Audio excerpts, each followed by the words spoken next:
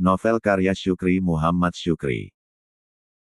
Gagal menggoda teman sekelas, kujalankan operasi rahasia. Sasarannya siswi kelas 1 dan 2. Dalam pikiranku, mereka pasti belum mengetahui julukanku sebagai Tuan Anti Gadis. Kurayu beberapa adik kelas dengan berbagai metode. Mulai dari menggunakan jasa mak comblang, sampai menulis surat cinta dengan bahasa puitis, tak terkecuali aksi kedipan mata kiri. Ada juga yang kudatangi secara langsung.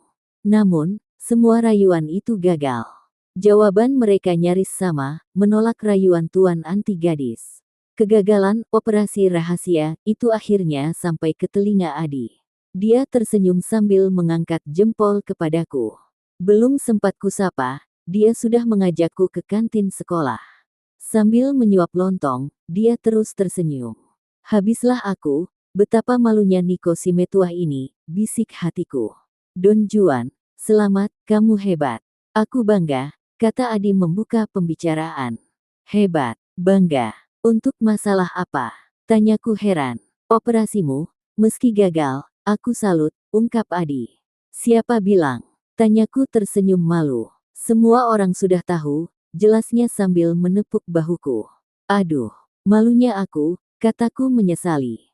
Jangan salah, mereka juga salut, kata Adi meyakinkanku. Ah, kamu menghibur ya, kilahku. Betul, dari takut ketemu perempuan, kini menjadi Don Juan.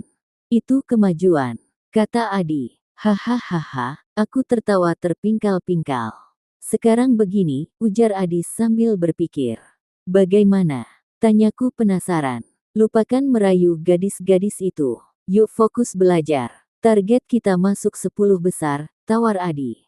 Setuju Kapitan. Jawabku tanpa berpikir panjang. Kami berjabat tangan secara salam komando, lambang kesepakatan dan kesungguhan. Teman sekelas yang melihat kami, ikut memberi ucapan selamat dengan salam komando. Mereka tidak tahu, salam komando antara aku dan Adi untuk merebut posisi 10 besar. Mereka pikir salam komando itu untuk operasi rahasiaku.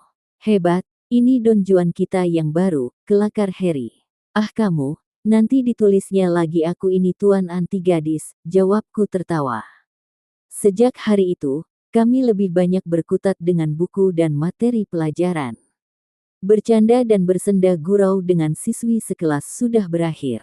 Jam istirahat yang biasanya nongkrong di kantin sekolah, kini kami gunakan membaca buku di ruang kelas. Sampai akhirnya aku diberi julukan baru sebagai Tuan Anti Kantin, sayang julukan itu kurang populer. Niko, sudah larut malam, tidurlah. Kata ibu sambil menuju ke kamar. Iya, jawabku terkejut, lamunanku buyar. Aku tersadar seketika. Ternyata, aku sedang mengenang kegagalan, operasi rahasia, rayu-merayu beberapa bulan lalu. Belajar dari kegagalan itu, kupasrahkan semuanya kepada Sang Halik, siapapun jodohku, kuserahkan kepada kuasanya.